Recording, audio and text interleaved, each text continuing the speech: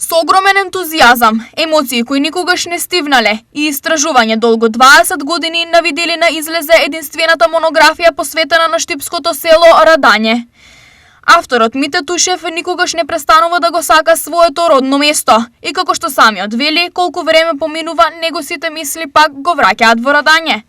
Ова е и мотивот поради кој тој се одлучи да ја напише книгата која толку ја посакуваше целиот свој живот, монографијата Радање и раданчани.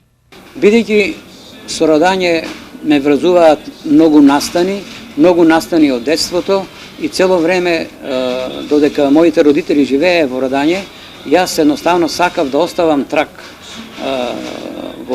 за Радање, затоа повеќе години размислував да оставам, односно да напишам монографија за Радање, со што ќе се одолжам и на минатите генерации, и на идните генерации, и на сите луѓе што потекнуваат од Радање. Која е содржината на книгата? Најголем дел од податоците се од владењето на османското владење и тогаш се направени првите пописи за Радање. Тоа е во 1518 година и тогаш покажува дека селото во најголем дел било православно. Со доаѓањето на турците, со владењето на турците на Балканот, односно и во Радање, скоро сите православни семејства се иселуваат и остануваат само 4 семејства и тие семејства секогаш се во Радање ослонувани како староседелци во селото Радање. Зошто беа потребни цели 20 години за книгата конечно да биде завршена? Радање е село кое броеше и денеска бројат и повеќе, околу 180 семејства, направив буквално стебло на сите фамилии. И затоа бараше долг процес, долго време на истражување и да ги опфатам сите семејства кои живееле. Еден дел живеат во Скопје, некои во Битола, некои во разни краеви од Македонија, некои во Белград. И затоа толку време се задржа во истражувањето, односно во пишувањето.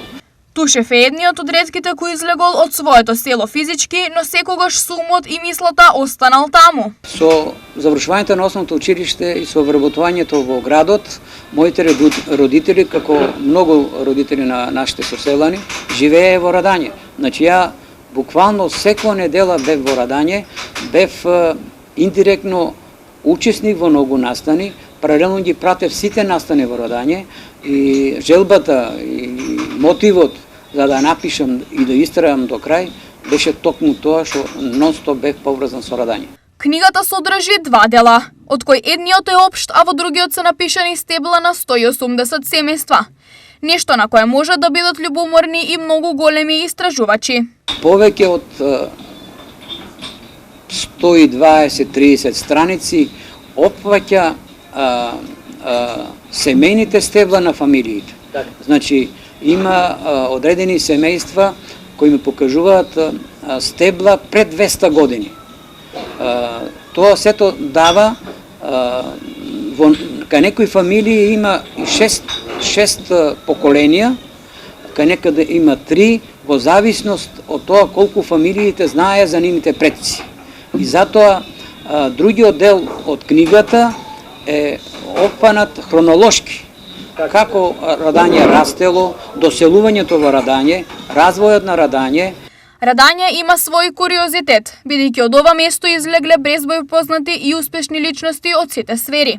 Секако дека Радање е познато на широко, бидејќи од Радање потекнуваат многу високи раководители во стопанството, многу луѓе кои се занимаваат со културна дејност и најмногу Радање што има, тоа е спортисти кои потекнуваат од Радање. Еве, јас ќе наведам неколку имиња. Например, двократниот европски првак Дејан Павлов своето детство го помина во Радање. Браќата Дејан и Виктор Богдански по потекло исто во Радање ден денеска одат. Дејан Митров, потоа познатата глумица Јелена Јованов, која ретки глумци од Македонија имат снимани филмови во Холивуд. Денешни раководители кои се менаџери на странски компании, многу раководители, односно директори во многу институции низ државата, така да во голем дел, значи 30-40 години од Радање секогаш имал луѓе на раководни функции и истакнати луѓе од областа на културата, спортот, политиката и така натаму. Откако ја напиша книгата за која му требаа и ноќи и денови, на Тушев му падна камен од срце и сега тој е слободен, но раздолжен човек кон своето родно место. Деталите од детинството, спомените кои трајно живеат и средината која него го направи авторитетен и успешен човек во животот. Мојата основна желба и мојата мотивација беше, како што кажав и на почетокот, да оставам трак во селото. Јас монографијата која пишував, секојдневно се консултирав со луѓето кои бирају на раководно место, моите другари и од детството, и тоа едноставно кажано, сакав да оставам печаток низ книгата, со тоа оставам простор и на помладите генерации како млади заинтересирани истражувачи да продолжат таму каде што застанав. Врската на Тушев со Радање е многу силна и денес, иако оттаму тој излезе пред 55 години. Јас секојдневно и јас и моите другари и многу раданчани секојдневно одеме во Радање. Денеска е националниот состав е малку сменет, меѓутоа независно Радање живее и во мене и кај другите луѓе, и со тоа докажуваме дека Радање го сакаме до крајот на својот живот. Дали е разочаран од она што сега го гледа и што прави разлика од неговото некогашно и Радање сега?